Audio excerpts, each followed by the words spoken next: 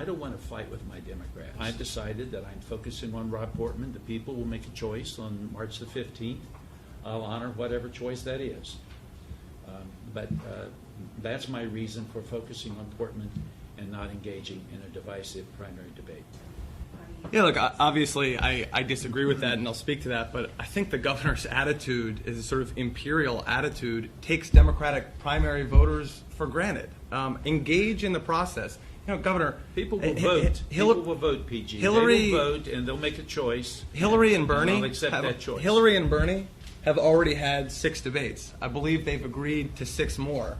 Does anybody think that it's because the two of them want to fight with each other? What elections are all about are talking about where you are on the issues, what your vision is, what your ideas are for the future, standing side by side with your opponents, and letting them make the decision. So I'm yet to hear Ted Strickland criticize Hillary and Bernie for having too many debates because it's somehow unhealthy. I think Democrats win when we get people excited and engaged and interested in the process. If the governor is sitting here saying he has a lot of experience, and as I've seen you say in other places, judge him by his record, then why should Democratic primary voters not judge you by your record on guns? A 20-year record with an A+ rating from the NRA, votes against every background check that was ever put before him, votes against the assault weapons ban, even voting against requiring child safety locks on handguns. So if indeed you mean what you say, that everyone should judge you by your record, why is that not fair when it comes to guns? Answer that. Has my position changed over time? It has. You know, can people criticize me for that? Absolutely. Yeah. My record is mixed and spotty, and I can be criticized for that. And I did vote against the assault weapon ban. But the assault weapon ban, in my judgment, is not one of the things that can have a meaningful, measurable effect on gun violence in this country. So I just want to say this is about a lot more than just an assault weapons ban. And again, you know, this is a record. Plenty of people disagree with my position as a staunch advocate in favor of gun reform and gun safety. But it's not just about background checks.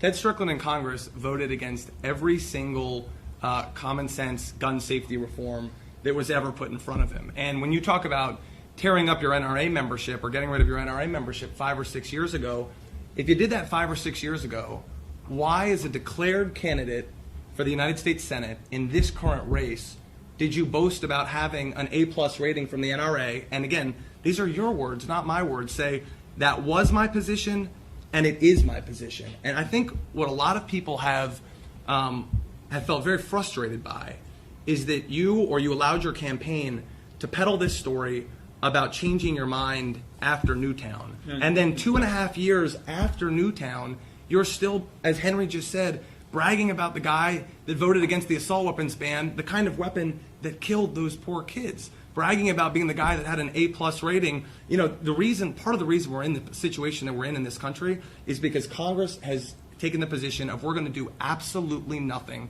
in the face of untold deaths. We now are in a situation where we have more mass shootings than we do days in the year. And just one final thing, because I know you were over in Sandusky yesterday, Governor.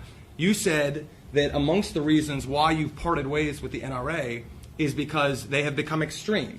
And one of the ways in which they have become extreme is that they even oppose background checks. Why is it extreme that the NRA opposes background checks now, but it wasn't extreme that you voted against every single background check for your entire career? It is unclear to me what your actual position is.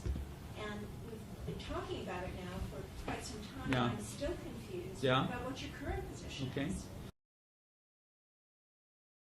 The halt on Syrian refugees, it's another place where we disagree. I mean, the point is there are a lot of incredible I didn't say issues. halt Syrian refugees. What'd you say? You use your words carefully. What'd you say?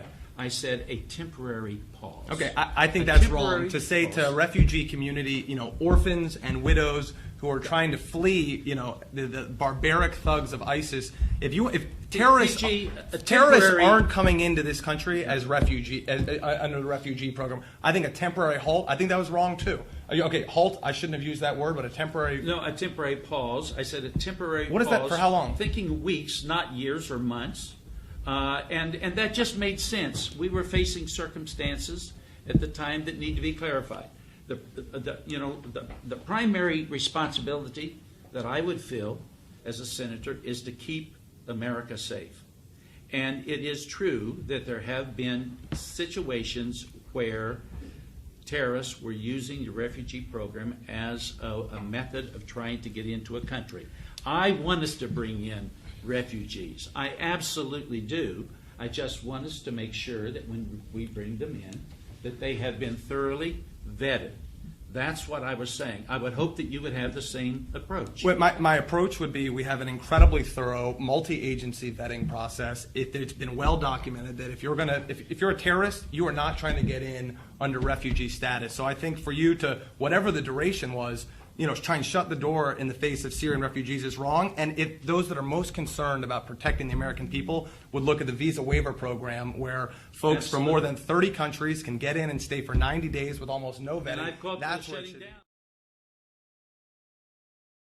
I would say yes, it should be raised. I'm suggesting a dollar amount of $12 with appropriate cards out for very, very small businesses, and for those communities that feel they can to increase it higher, I would encourage them to do so. The federal minimum wage, I think, is $7.25. The state minimum wage is $8.10 an hour. Right. And I think we could raise it to $12 an hour, and be pretty close to where it would have been if it had been increased according to inflation rates. And I think that could be accomplished without causing great disruption within the larger economy.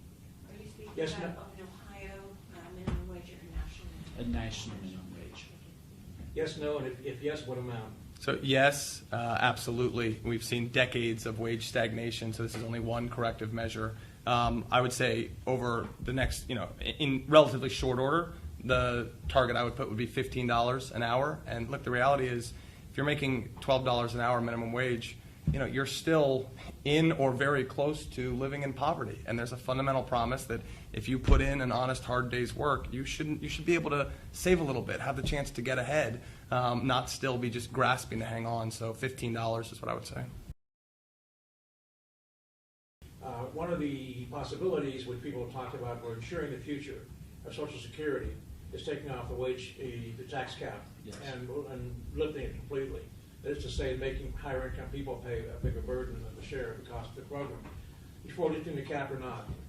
And for lifting the cap, certainly increasing it, lifting it entirely may not be necessary, but increasing it significantly would be. Mr. Sittenfeld? Yeah, it was my proposal, and just as one quick piece of context, I mean, even under Ronald Reagan, 90% of all wage income was subject to Social Security tax. Today we're down to 83, 84%. If you just went back to that Reagan-era standard, it would equate to lifting the cap to $200,000.